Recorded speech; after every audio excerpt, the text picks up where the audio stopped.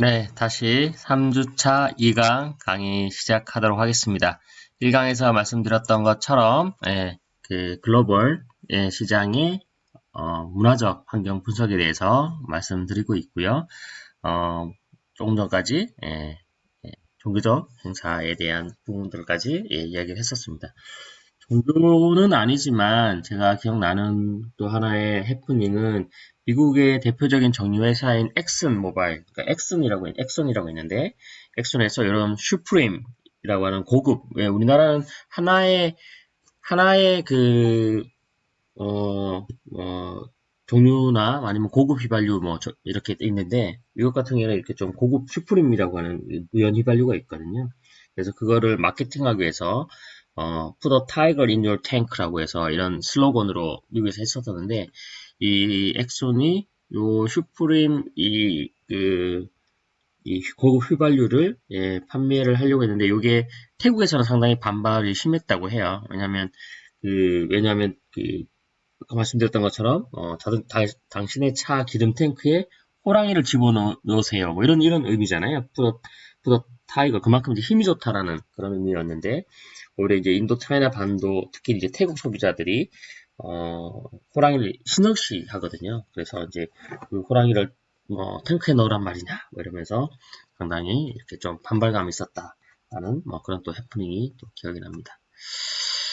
다음으로 문화적 환경 차이에 있어서의 이 가치관과 규범의 차이도 상당히 크게 미치는데요.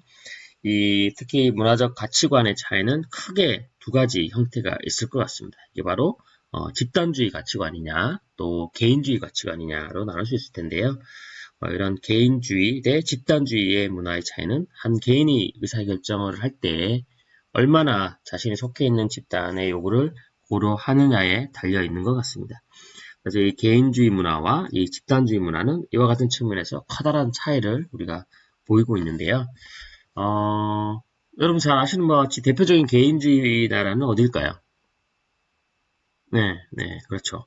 미국처럼, 미국이 가장 이제 개인주의적인 어떤 그 대표하는 나라이고, 가치관이 팽배한 그런 문화적 환경에서 이런 집단의 이런 목표보다는 개인의 이해관계가 우선시되고, 통일적인 집단 규범에 동조하는데 강한 거부감이 있죠. 그래서 어떻게 보면 되게 자율스러워 보이기도 하고, 하지만, 이게 되게 합리적인 나름의 어떤 합리적인 그런 문화와 방법을 갖고 있습니다. 하지만 이제 이런 그 집단 문화에 익숙한 사람들에게 있어서는 자율적인 부분들이 또 자유스러워 보이고 개인주의적인 부분들이 좋아 보이긴 하나 또 세대가 다르면 그거를 이해하는데 어려움도 있고 강한 거부감이 있는 그래서 이런 통일적인 집단 규범을 동조하는 데는 강한 거부감이 있는 그래서 자기 행동의 결정권을 타인에게 찾지 않고 자신에게 찾는다라는 그런 부분들이죠. 그래서 이런 개인주의 문화권인 미국 집단의 목표보다는 개인의 이해가 우선시되고 인류적인 집단급을 따르는데 강한 거부를 갖고 있고 자기 행동의 결정권이 타에게 찾지 않고 자기 자신한테 이렇게 찾습니다. 이분 부모 자식 간에도 부모와 자식이 있어서도 우리 가족의 구성원이긴 하지만 이렇게 거의 개인주의적으로 행동하는 그런 것들도 많이 봤었습니다. 또 집단주의라고 하면 앞서 말씀드렸던 바와 같이 이런 농경 문화와 한자 문화를 우리가 했던 한국, 중국, 일본 같은 경우 이런 집단주의 문화권이라고 할 수 있겠죠. 우리 경우에 지금은 조금 이제 많이 그 개인주의로 지금 우리도 많이 넘어가고 있으나 이런 개인의 목표보다는 어떤 집단의 목표가 우선시되고 자기가 속한 이런 집단 및 가족의 이익을 위해 자기 자신을 이해를 희생시키는 그런 경우가 많죠. 이게 이제 말씀드렸던 동경 문화인 경우에 혼자서 이제 농사를 지을 수 없기 때문에 가족 단위, 아니면 대가족, 요즘은 이제 그렇지 않기 때문에 이제 핵가족화가 되어가고 개인주의가 되어가는 자연스럽게 그렇게 흘러가는 거고요. 그러다 보니까 소속 집단의 구성을 고려한 의사결정을 내리게 되는 그래서 개인적인 견해보다는 소속된 집단 내의 규범을 따르기를 강력하게 요구하는 사회적 분위기가 팽배하게 되고 암묵리에 합의된 사회적 규범을 어길 때는 사회생활에 상당한 불이익을 초래하게 되는 이런 부분들이 이제 발생하게 되죠. 이렇게 하게 되면 이제 개인 사생활에 대한 상당한 불이익을 초래한다. 예, 그렇게 합니다. 그래서 문화적 가치관의 이런 차이가 소비자들의 행동 또는 구매 행동에도 영향을 많이 미치게 되고요. 결과적으로 국가 간의 소비자 행동의 차이를 나타내고 있죠. 예를 들면 이제 미국과 우리나라 소비자들의 소비 행동의 차이는 앞서 말씀드렸던 이제 개인주의 이런 집단주의의 문화적 가치관 차이에서 비롯된다고 할 수 있을 텐데 우리나라 소비자들은 어떤 제품을 구매할 때 사실 저 또한 약간의 어떤 결정 장애가 있는데 구매 의사 결정을 내릴 때 대부분 내 주위나 가족, 이웃, 친구들의 결정에 따르는 그런 경향이 강하죠. 또한 집단 동제 의식으로 해서 각 제품당 특정 브랜드가 집단의 규범으로 인식되고 있는 뭐, 뭐 이게 이제 꼭 하나의 어떤 그 상품이 대표 상품이 되어버리고 그게 어떤 고유명사가 되어버리는 경우가 있는데 예를 들면 이제 하이타이 이런 것도 네, 어떤 하나의 브랜드거든요. 근데 이제 세제는 하이타이 뭐 이렇게 느끼거나 아니면 라면은 농심이라든지 그리고 우리가 보통 손에 상처가 났을 때 바르는 게 이제 데일밴드 뭐 이런 식으로 데일도 그렇거든요. 그리고 왜 크리넥스 하잖아요. 그러니까 티슈 회사 이름이거든요. 크리넥스가 그 일회용 휴지 이제 그런 식으로 이렇게 집단 규범으로 이렇게 나타나는 경우도 있습니다. 그래서 그 사람들의 이 브랜드 인식이 또 중요하게 이렇게 자리하는 그런 경우도 있고요. 또 우리나라의 소비자들이 자기 자신의 평가보다 다른 사람들의 나에 대해서 어떻게 평가하는지에 또 중요성을 부여하고 자신의 어떤 사회적 위치에 상하는 이 뭐라고 하죠? 체면 유지, 그죠? 그래서 어때 체면 유지 비용 이렇게까지도 이야기를 하잖아요. 그처럼 어떤 제품 구매에 있어서 자신의 어떤 사회적 지위를 나타내는 제품의 경우, 유명 상표 이런 것들에 대한 선호도도 나타내게 됩니다. 또 선물의 경우에도 자기의 어떤 사회적 신분 또는 받는 사람의 어떤 사회적 위치에 이런 적합한 가격 및 상표의 제품을 선택해서 그에 걸맞는 장소에 구매했을 때 비로소 자신의 어떤 체면이 유지되고 이렇게 지켜진다고 그렇게 믿기도 하죠. 근데 이제 저도 외국에서 생활했지만 미국 소비자들 같은 경우는 이런 개인주의적 가치관에 젖어 있기 때문에 이와 같은 동양적인 어떤 체면 이런 거에 크게 의하지 않고 자기가 이제 편하면 편한 대로 그렇게 많이들 소비도 하고 선물도 하고 합니다. 그래서 개인적인 책임, 그러니까 내가 이걸 선물했을 때 내한테 받는 그런 이미지나 이런 것들이 하는 거죠. 그래서 개인적 책임을 강조하고 자기 행동의 주체가 타인이 아닌 자기 자신이라고 믿는 이런 미국 개인 문화에 있어서 동양적 책임 의식과 집단 의식이 크게 이제 소비자의 행동에 영향을 미치지 못하죠. 그래서 미국의 소비자들은 다른 사람이 자신의 구매 행동에 대해서 어떻게 생각하는지보다는 자신의 개인적 어떤 평가와 판단을 보다 중요시 여긴다라는 거죠. 그래서 앞서 말씀드렸던 것처럼 우리가 물건 살 때 주위나 또 저 또한 어떤 물건을 구매할 때 와이프라든지 가까운 친구에게 이거 어때? 이렇게 물어보는 경우가 많은데 외국 같은 경우는 자기가 그냥 자기 멋에 그냥 자기가 좋으면 그냥 구매를 하는 그런 형식이 있는 것 같습니다. 이게 또 말씀드렸던 결정 장애의 어떤 요인이기도 하기도 한 것 같아요. 왜냐면 너무 이제 남의 의식 이런 것들을 신경 쓰다 보니까 남이 내가 이걸 입었을 때 어떤가, 그러니까 내가 이걸 입었을 때 내가 만족하는 게 아니라 남이 날 봤을 때 만족하는지를 우리가 더 많이 묻게 되어서 아마 그런 거 아닌가 생각도 드네요. 그래서 이처럼 이 문화적 가치관의 차이가 국가 간 소비자들의 행동 차이를 가져오기 때문에 이 글로벌 창업 또 글로벌 경영을 하려면 이러한 측면을 고려해서 마케팅 전략도 수립해야겠죠. 그래서 문화적 가치관의 차이가 이런 글로벌 경영 영향에 미치는 또 다른 예를 우리나라와 미국 TV 광고에서도 볼 수 있는데 우리나라와 미국 TV의 광고가 보면 광고에 등장하는 인물 수거라는 겁니다. 그래서 미국의 TV 광고 보면 주로 한 사람 이렇게 나오는데 우리 TV 광고는 주요 등장인물이 한 3, 4인으로 집단으로 하는 것 또한 어떤 문화적 차이고 또 우리나라는 또 연예인들을 많이 쓰죠. 연예인들. 왜냐하면 사람들이 그 사람을 봤을 때 그 사람처럼 되고 싶어 하고 그러기 때문에 그 사람들의 어떤 이런 우상화하고 아이돌 이런 거 많이 따라하니까. 근데 이제 미국 CF 광고를 보면 일반인들 많이 쓰는 것 같아요. 일반인들 아니면 뭐 애니메이션이나 CG나 이런 것도 많이 쓰는데 우리나라는 주로 이제 연예인들 고가의 비용을 들여서 연예인들에 대한 로열티를 많이 주고 그렇게 하죠. 이게 바로 이제 개인주의와 집단주의 문화권에 대한 어떤 그 경영이라든지 뭐 광고라든지 마케팅 이런 것들로 다 여기에 준해서 있는 것 같습니다. 다음으로 가치관과 규범의 차이 중에 시간관의 차이도 있는 것 같습니다. 시간관. 그래서 앞서 말씀드렸던 것처럼 남미 쪽에서 뭐 이런 조금 늦게 가주는 게 상대를 배려하는 것다는 것처럼 이 서구의 일회성 개념, 시간은 돈이다라고 해서 동양의 어떤 순환적 개념과는 좀 차이가 있고요. 네, 그 미국은 이런 미래지향적인 개념 반면에 유럽과 아시아는 약간 과거지향적인 개념으로 신제품에 대해서도 사실은 그래서 얼리 어답터라든지 좀 새로운 제품에 대해서 테스트 마켓으로 미국을 좀 많이 선호하기도 하죠. 처럼 시간도 이런 그 문화적인 환경에 대한 부분들로 많이 이야기를 할 수 있을 것 같습니다. 앞서 말씀드렸던 것처럼 이런 중남미, 중동에서는 솔직히 정확한 준수에 대해서 큰 의미를 부여하지 않고 많은 경우에는 최소한 2시간 정도 그런 기다린 경우도 비일비재하다고 합니다. 우리 2시간 기다려고 하면 기다릴까요? 날 무시하나 그러고 그냥 화를 내거나 가버릴 것 같네요. 그죠? 저 또한 이제 이 시간에 대해서 많은 좀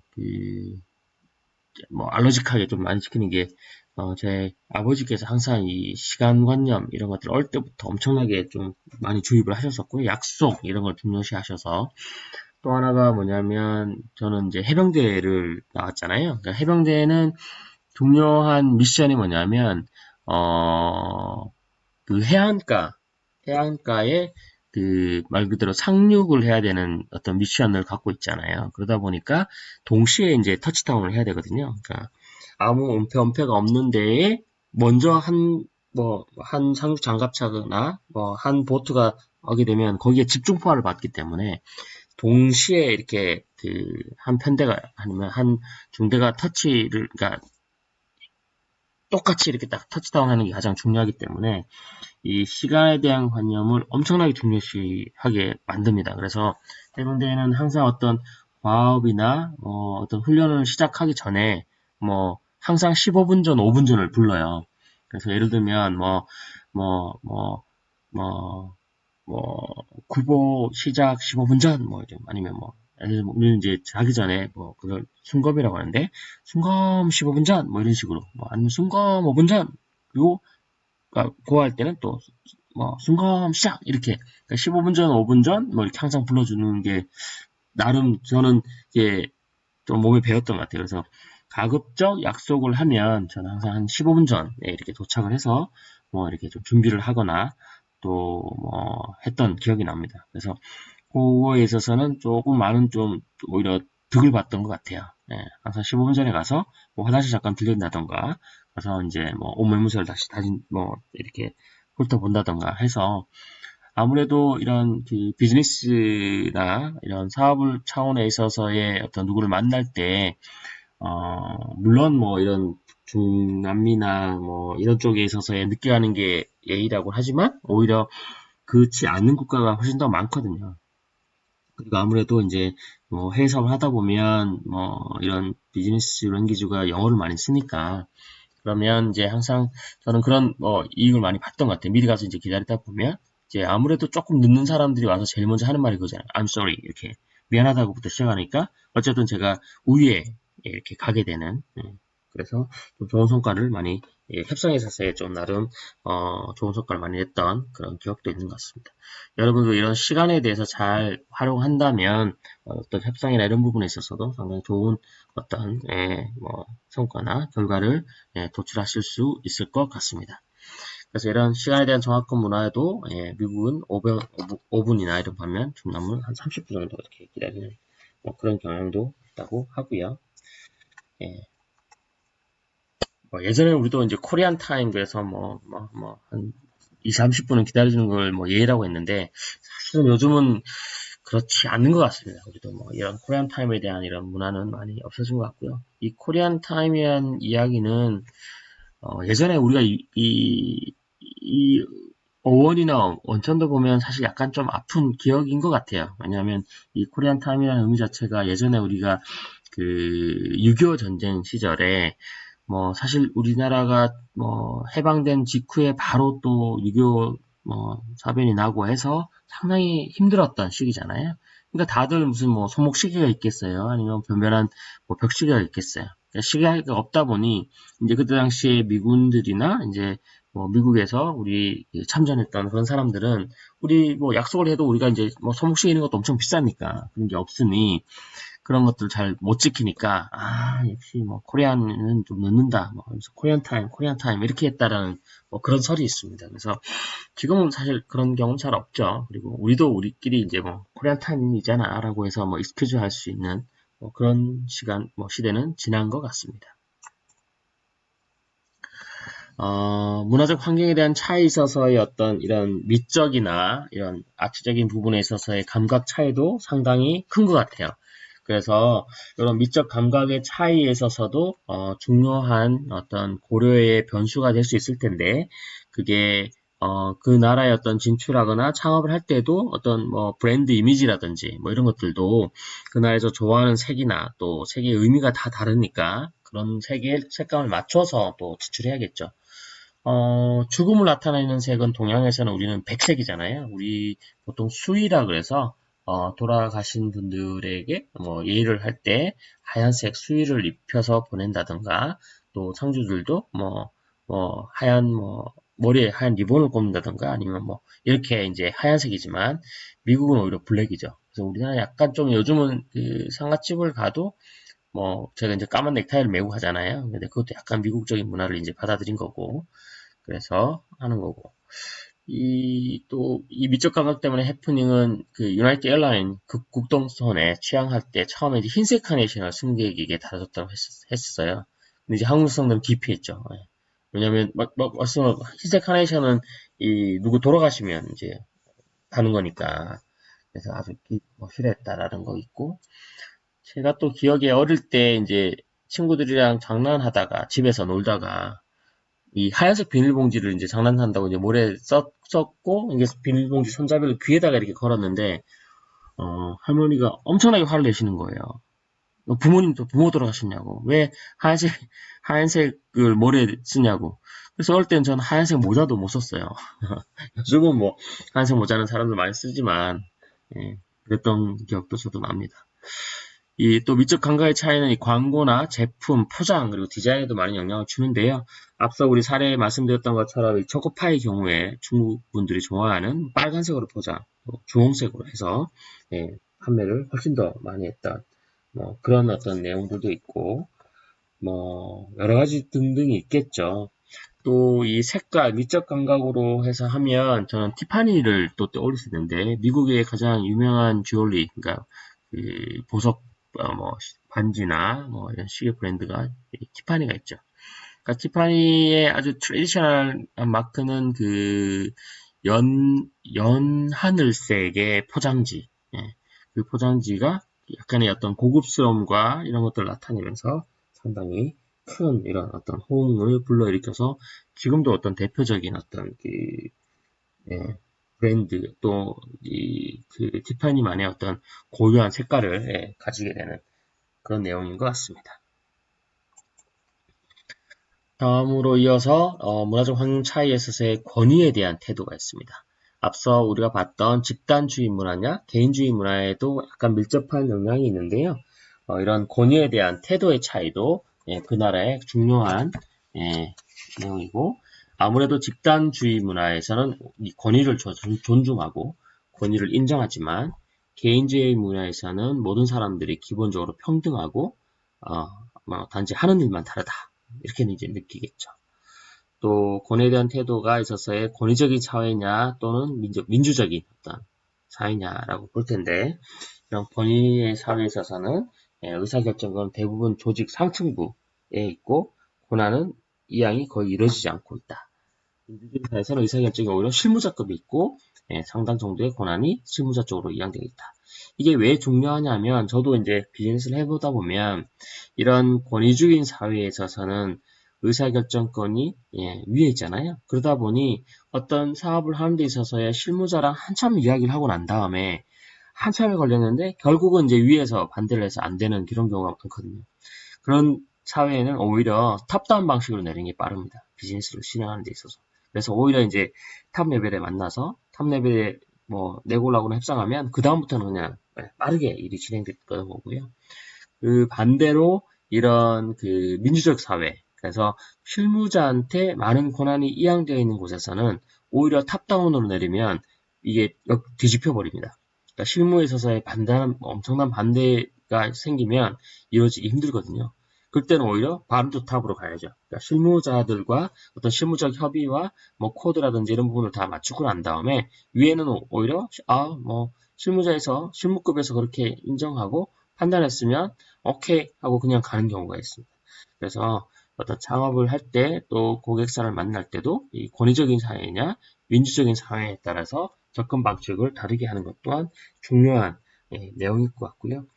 특히 이제 제가 그 효성에 있었다고 했잖아요. 효성은 이제 이런 소비자보다는 산업자재가 더 많거든요.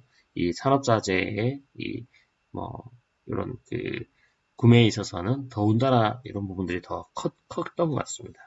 이런 의사결정권이 분권화되어 있는 상층부에 집중되어 있는지 뭐 이런 것들도 잘 협의해서 접근해야 되는 필요성이 있을 것 같습니다. 다음으로 이 의사결정과 사회 계층의 차이인데 마찬가지 집단주의 문화냐 개인주의 문화에 따라서 많이 좌지우지 되고요. 집단주의 문화인 경우에는 가능한 만장일치를 보려고 합니다. 하지만 이제 개인주의는 서로의 어떤 개인적인 의사의 차이나 디퍼런스, 그러니까 차이가 있을 수 있으니까 그들만의 어떤 의사를 다 존중하고 뭐 다 맞춰줄 수 없으면 가급적 이런 다수결 원칙을 존중합니다. 그래서 우리나라도 거의 뭐 요즘은 이제 만장일치보다는 다수결로 많이 가죠. 예를 들면 점심 식사 뭐 제가 이제 팀장으로 있을 때 야, 오늘 점심 뭐 먹을래? 뭐 이렇게 이제 하면 뭐 여러 의견들이 나오는데 그 중에 그래도 가장 많은 의견들 내거나 주로 뭐 중요한 의사는 결정이 아니니까 뭐 이런 거에 있어서는 양보를 많이 하죠. 그래서 뭐 막내라든지 또 뭐 여직원들의 의사를 많이 하는 쪽에 따르고 했었습니다. 그 반대 의견에 대한 표현 또한 이제 우리나 또 미국이 좀 상이할 텐데요. 지금 우리 같은 경우나 미국도 직접적으로 표현하는 경우가 이제 일반적이겠죠. 뭐 사실 우리나라 같은 경우에는 뭐 체면을 중요시하기 때문에 다른 사람과 의견이 좀 다르더라도 반대 의견을 그 사람 앞에 직접 표현하기가 좀 굉장히 어렵죠. 그러니까 한때는 뭐 노라고 하는 거, 그러니까 노라고 할 줄 아는 뭐 이런 용기, 이런 뭐 슬로건도 있었고 했었는데, 하지만 이제 개인주의 성향이 강한 미국에서는 찬성과 반대를 직접적으로 표현하고, 자유롭게, 난 싫다. 확실히 싫다. 이런 의견을 잘, 했고, 또 거기서 충분히 이제 다들 공감하고, 이해했었으니까. 근데 이제 예를 들면, 우리나라에서 어떤 조직 사회에서 뭘 하려고 하는데, 10명 중에 뭐 9명이 이걸 하려고 했는데 한 명이 노 하면, 조금 이제, 이렇게 쳐다보게 되죠. 아마 이 집단주의냐, 개인주의냐 따라서 반대 의견, 이런 것도 차이가 많이 보이는 것 같습니다. 그리고 이 문화적 차이 중에 하나가 사회 계층 간의 이동성인데요. 사회 구조가 안정되어 있어서 이런 계층 구분이 명확하고 이런 계층 간의 이동이 적은 사회가 있고 또 반대로 사회 계층이 분명하지 않고 계층 간의 이동이 매우 큰 그런 사회도 있겠죠. 그래서 예를 들면 사회 간의 계층 이동이 고착화되어 있냐 또는 사회 간 계층이 이렇게 높지 않았냐. 예를 들어서 뭐 아메리칸 드림이라고 해서 미국에 많이 그렇게 특히 자본주의 쪽에서 이런 계층 간 이동이 크다라고 할 수 있겠죠. 그래서 계층 간에 대한 이동성도 이런 문화적 차이가 중요한 영향이 될 수 있을 것 같습니다. 여기 나오네요. 제가 아까 말씀드렸던 사회 간의 계층 간 이동성. 이게 바로 이제 인도의 카스트 제도의 4가지의 계층 명칭이죠. 브라만, 크샤트리아, 바이샤, 수드라. 그래서 브라만은 보통 성직자나 학자, 승려들을 하고 사회적인 업무는 이런 사회인으로서의 교육, 힌두교, 신들에게 기도해드리는 일, 어떤 정신적 리더 뭐 이런 쪽을 이제 하고, 그 다음에 크샤트리아, 무사, 군인, 경찰관 등을 하는데 사회의 제도와 안보를 유지하면서 국가를 통치하는 일을 주로 담당하는. 그 다음에 이제 바이샤라고 해서 보통 상인, 수공인, 연예인 뭐 이런 쪽 생산 활동을 하는.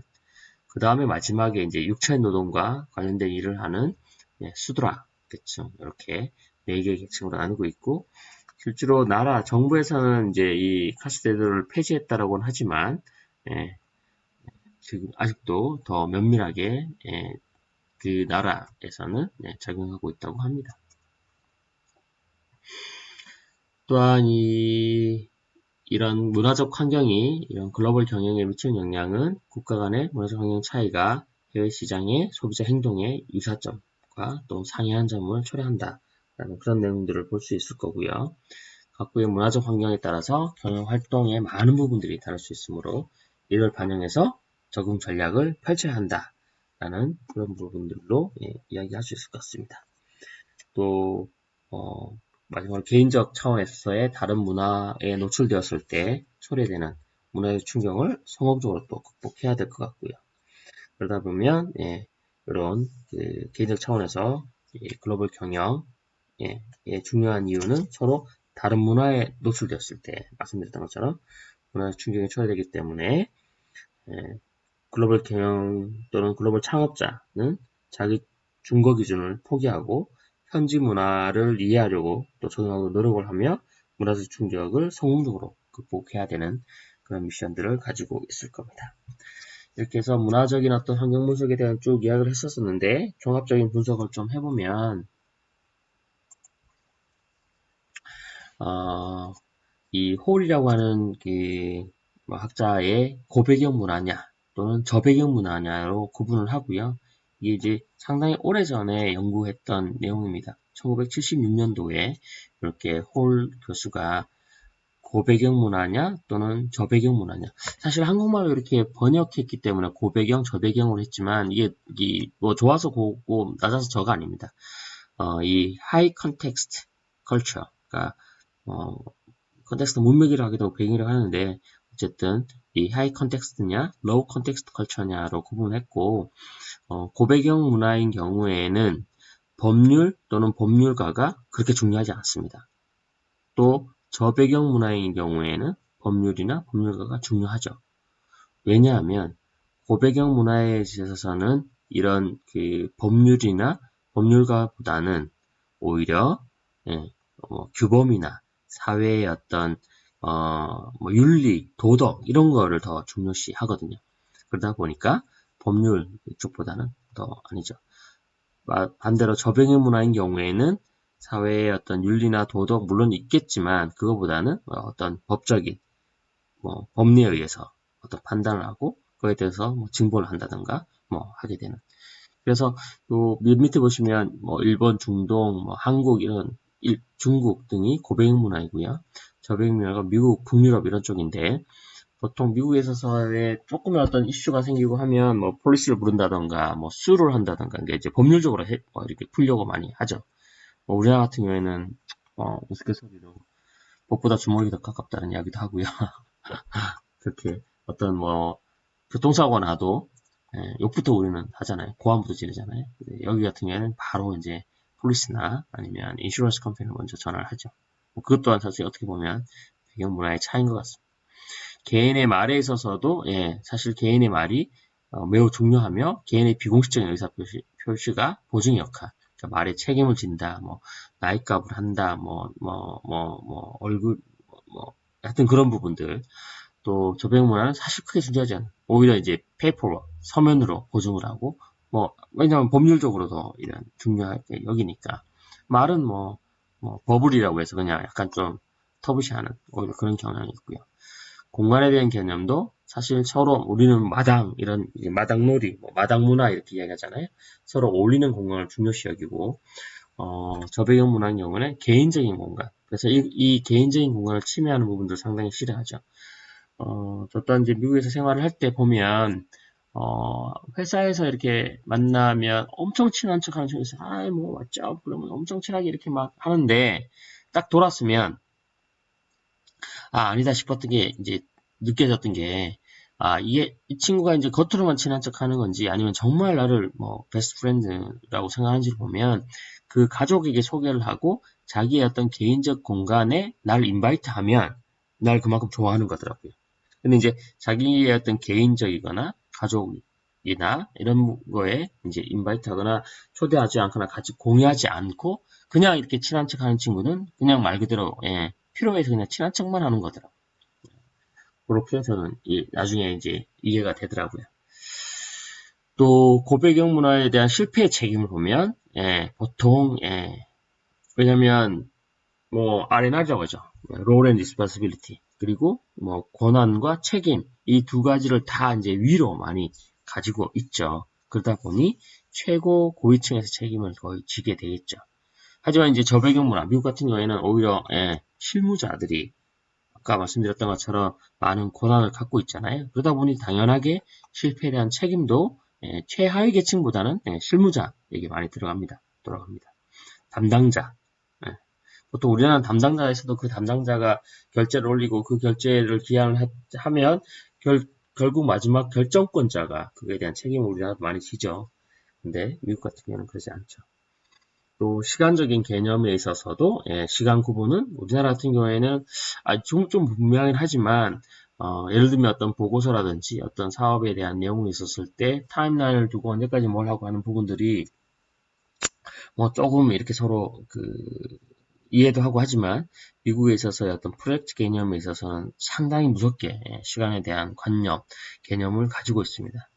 하지만 이제 프로젝트 할 때는 뭐 어떻게 보면 이 조직인 문화에 있어서의 어떤 시간 개념이 훨씬 더 efficient한 것 같아요. 효과적인 것 같습니다. 협상 같은 경우에도 보면 저배경 문화는 상당히 신속하게 수행하려고 합니다. 또 신속하게 수행이 되고요. 그래야지만 또 왜냐면 이제 앞서 말했던 것처럼 시간 개념이 훨씬 더 시간은 돈이라고 생각을 하기 때문에 하지만 우리나라 같은 경우에는 오래 끄는 것을 보통으로 하죠. 협상의 목적을 모든 당사자들이 서로 충분히 이해해서 저절로 해결되도록.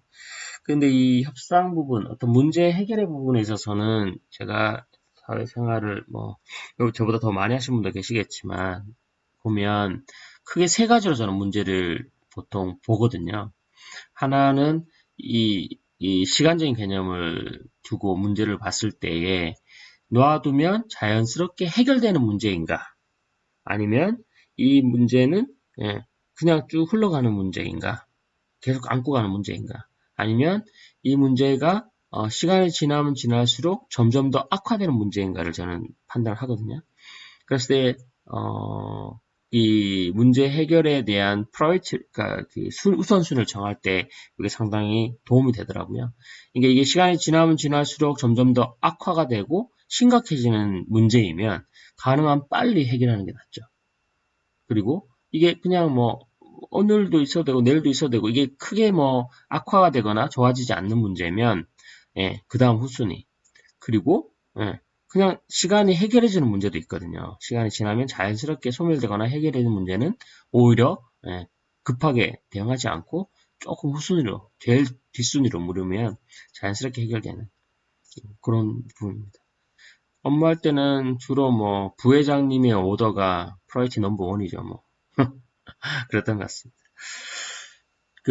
경쟁 입찰도 사실 고배운 문화는 빈번하지 않죠. 왜냐하면 보통 수위라든지 뭐 구간이 명간이다 식으로 어떤 공급업체 선정에 있어서도 이런 그리고 관계나 이런 부분들도 상당히 중요하고 뭐 작년도 공급했는데 올해도 잘 공급해 주세요. 뭐 이렇게 이제 많이 가죠. 저배운 문화는 아닙니다. 거의 일반적입니다. 해도 또 하고 뭐 계속 입찰을 해야죠. 우리도 요즘 많이 입찰 문화로 바뀌었습니다. 공공 어떤 조달이나 이런 부분에 있어서도 보면 대학에 있어서도 제가 알고 있기로는 좀 한 200만 원 이상은 다 입찰해서 경쟁 입찰로 그 업체를 왜 수주했는지에 대한 공명성 이런 것들을 많이 요즘 추구하려고 하죠. 말씀드렸던 것처럼 이 고배경 문화, 하이 컨텍스트 컬처는 일본, 중동, 중국, 우리나라 이런 쪽이고 저배경 문화는 미국, 유럽 이런 쪽을 다 저배경 문화라고 하는 부분입니다. 여러분들이 만약에 하시려는 창업, 글로벌 창업이 어느 나라냐에 따라서도 고배경이냐, 저배경이냐를 한번 따져보면 많은 도움이 되실 것 같고요. 여기 이제 뭐 cultural difference can open effect이라고 해서 뭐 악수도 하면서 인사를 하는 이런 좀 해프닝 있는 것이죠. 예, 이미지를 가져와봤습니다. 이게 이제 아까 말했던 홀 교수에서 분류했던 저배경 문화냐, 고배경 문화냐를 나누어서 보면 프랑스가 약간 중간 정도 있고, 예, 저배경 문화가 스위스, 독일, 뭐 미국, 스칸디나비아 이런 쪽은 이제 저배경 문화라고 하고요. 우리나라부터 해서 쭉 이렇게 예, 이걸 다 고배경 문화라고 예, 이야기를 하고 있습니다.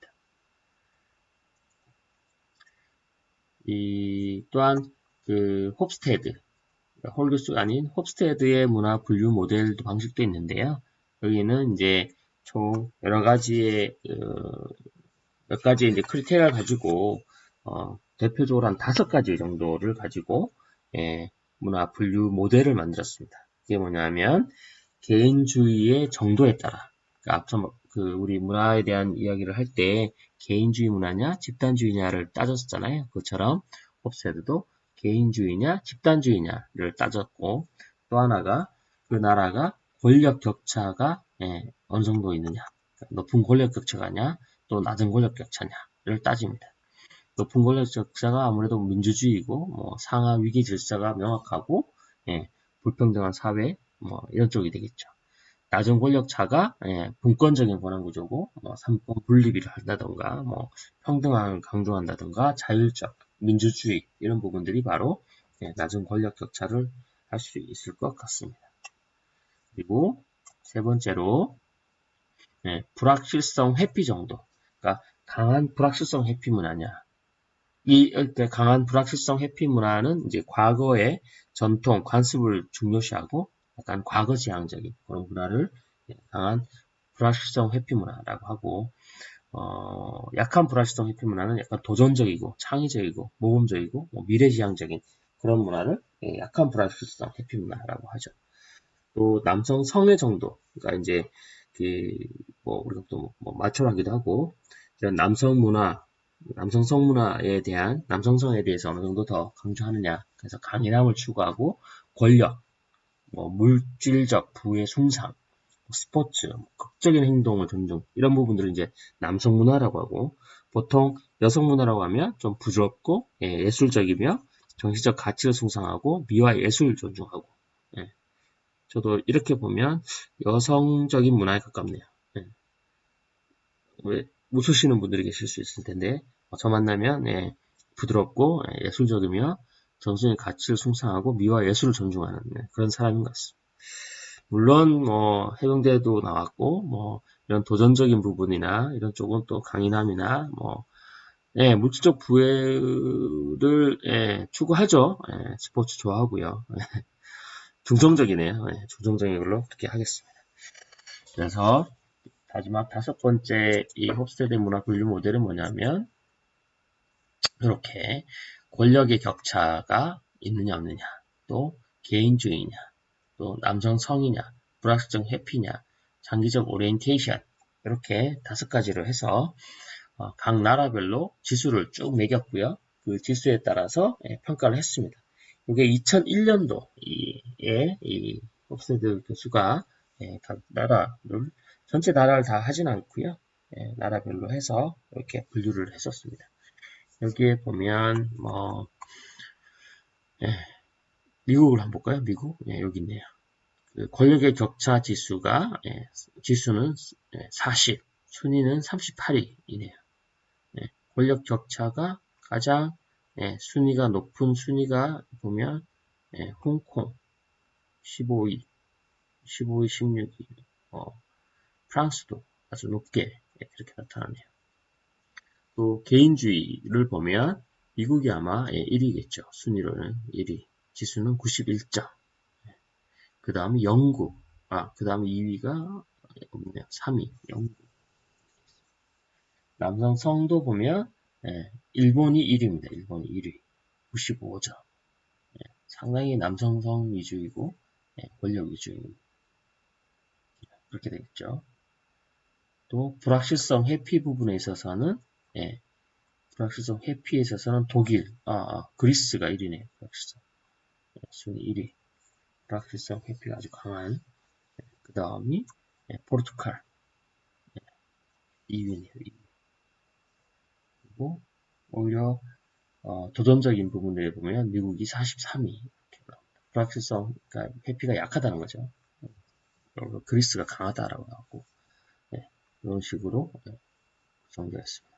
그래서 국가별 5가지 문화적 차원에 대한 지수, 권위적 차이, 개인주의, 남성성, 불확실성, 장기적인 어떤 오리엔테이션 이런 부분들로 나라를 분류하고 알아보기도 하는 것도 하나의 어떤 문화에 대해서 종합적인 평가를 하고 이거에 따라서 그 나라에 진출을 할 때 어떻게 할 거냐, 그리고 어떤 이 순위를 보고 이 나라가 불확실성을 얼마큼 회피하느냐, 또 얼마큼 권력에 대한 지수가 있느냐라는 것들을 갖고 이야기할 수 있겠죠. 5번째 이 장기 오리엔테이션에 대한 지수를 설명을 제가 빠뜨린 것 같은데, 이 장기적 지향성 지수라고 보통 우리가 이야기하는 이 지수는 한 사회가 단기적인 관점이 아니라 실용적인 미래지향적 장기 관점을 갖는 정도를 의미하는 거고요.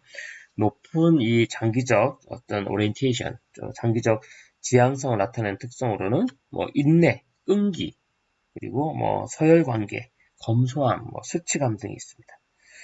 그래서 요 동아시아 국가들이 특히 많은 이런 수의 화교들이 있는 국가들이 이런 높은 장기 지향성을 보이고 있다고 하고요.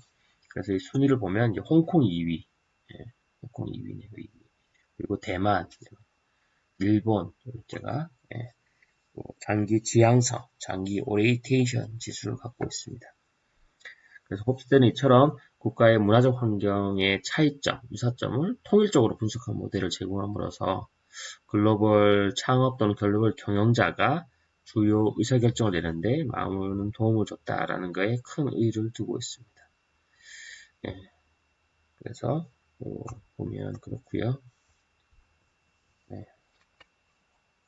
권력 격차 인도가 77, 엄청 높죠. 77점으로 가장 높은 것 같습니다. 인도. 이렇게 해서 국가별 홉스테드에 대한 문화 지수까지 봤고요. 문화 분류 모델. 그리고 변화의 중개인으로서의 국제기업이라고 해서 국제기업이 현지국의 문화의 변화에 야기하는 변화 대리인의 역할을 수행해야 하고 이러한 변화의 대리인 역할은 긍정적인 효과와 부정적인 효과가 있다라는 것들을 다들 이해를 하셔야 될 것 같습니다. 또 변화의 대리인의 긍정적인 효과는 뭐냐면 선진국의 어떤 선진 혁신 기술, 또 경영 관리 비법을 전수하고 종업원 의식을 합리적으로 바꾸어 사회적, 경제적으로 근대화를 이끌어내는. 그래서 우리나라 또한 이제 베트남이나 이런 동남아 쪽에 많이 진출을 하잖아요. 그래서 우리나라의 어떤 이런 나름 진보화된 어드밴스되어 있는 이런 경영 문화나 또 이런 근로 문화를 많이 또 보급하고 있다고 합니다.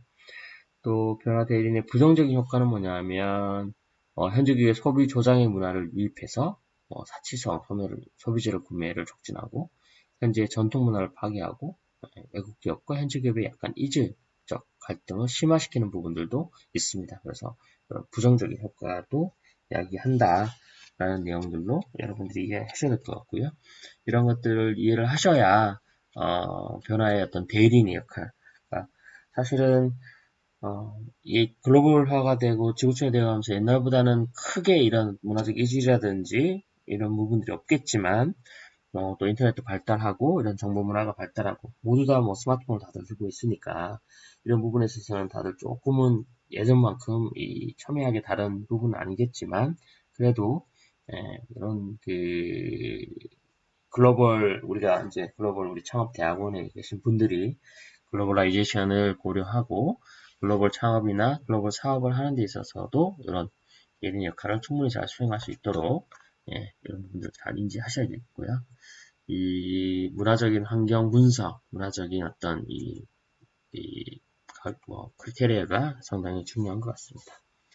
여기 나와 있는 다른 나라에서 문화적 차이로 실수하는 경우 탑 10. 여기 이제 유튜브 채널에 나와 있는데요. 이 URL을 한번 치고 들어가셔서 한번 재밌게 보시고요.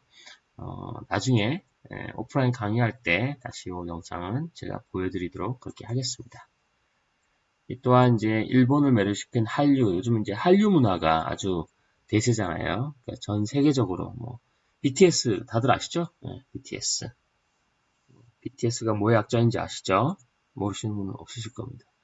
어쨌든 그 한류 문화에 대한 내용들로 또 영상을 하나 가져와 봤고요. 이렇게 했고 이거는 이제 재미삼아 여러분들하고 한번 보라고 제가 했는데 이거는 여기서 하시는 게 보다는 나중에 제가 오프라인에 만났을 때 여러분들하고 같이 한번 이 아재 개그력이라고 해서 여기서 유학 오신 분들은 혹시 아재 개그라는 내용을 아실지 모르겠는데 아재력에 대한 문제를 한번 풀어보도록 그렇게 하겠습니다. 하나 예를 들면 오리가 얼면 뭐냐 아재 개그를 맞추는 겁니다. 요거는 오프라인에 만났을 때 제가 재밌게 여러분들하고 같이 한번 풀어보도록 하겠고요. 이렇게 해서 이번 주차에 강의를 모두 마칠까 합니다. 그래서 여러분들 잘 이번 3주차까지 강의는 잘 어떻게 들으셨는지 모르겠고요. 저는 다음 주차에 다시 다음 주차에 해외 시장의 다음 주차는 정치적 환경 분석으로 찾아뵙도록 하겠습니다. 서두 때 말씀드렸던 것처럼 빠르게 여러분들 얼굴 뵙고 같이 이제 서로 인사도 나누면서 재밌게 강의를 하고 싶은데 이렇게 온라인으로 계속 녹화를 해서 여러분들에게 이 정보를 전달하려니 저 또한 참 아쉬운 점이 상당히 많네요. 또 나름 어렵기도 하고요. 어쨌든 진행상에 있어서의 이 크리에이터나 또 이 온라인 강사처럼 매끄럽지는 않지만 가급적 여러분들에게 제가 알고 있는 지식이나 이런 정보들을 전달하려고 노력을 하는 점, 좀 잘 인지해 주시고요. 가급적 좀 지겹을 수 있지만, 온라인 강의다 보니, 좀 성실하게 잘 들어주시기를 바라겠습니다. 네, 지금까지 경청해 주셔서 감사드리겠고요. 네, 저는 다음 주 차에 이 글로벌 시장의 정치적 환경 분석으로 찾아뵙도록 하겠습니다. 감사합니다.